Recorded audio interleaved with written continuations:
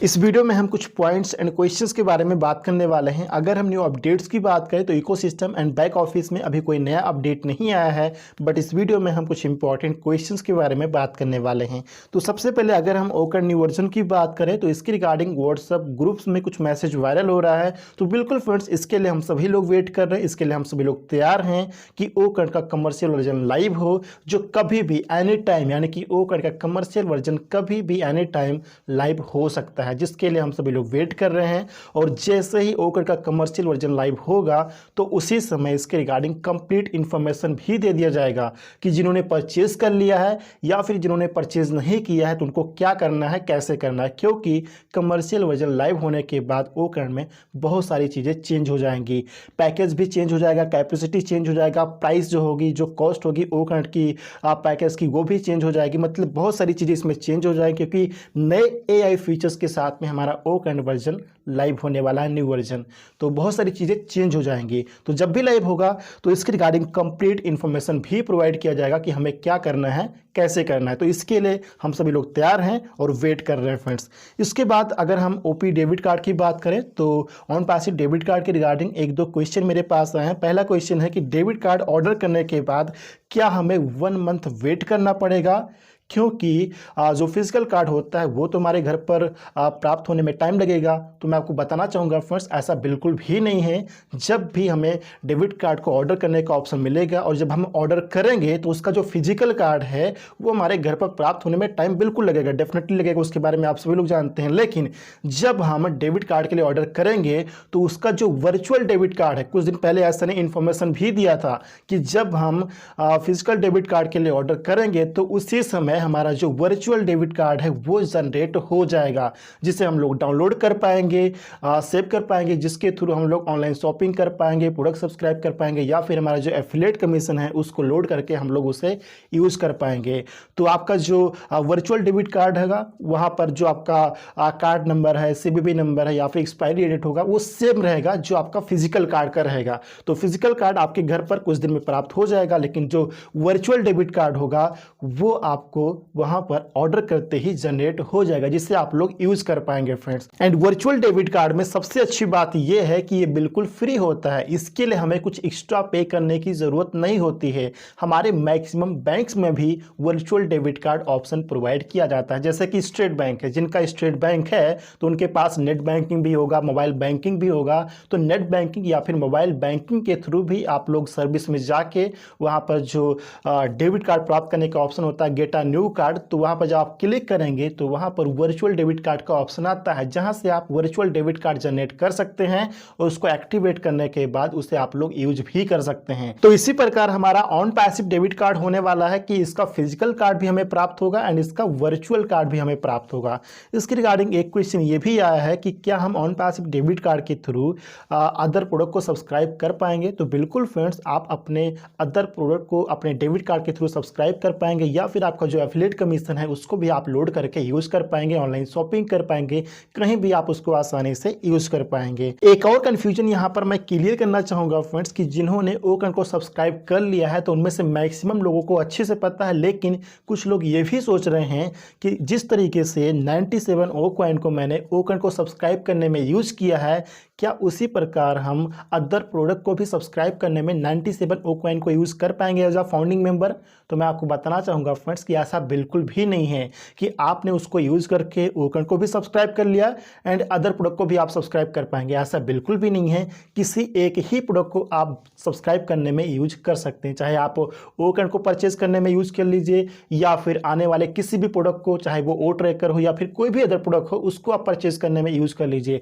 किसी एक ही प्रोडक्ट को परचेज करने में आप एज अ फाउंडिंग मेंबर जो आपको 97 ओ कॉइन वापस मिल रहा है उसको आप लोग यूज कर सकते हैं, किसी एक ही प्रोडक्ट को परचेज करने में यूज कर सकते हैं।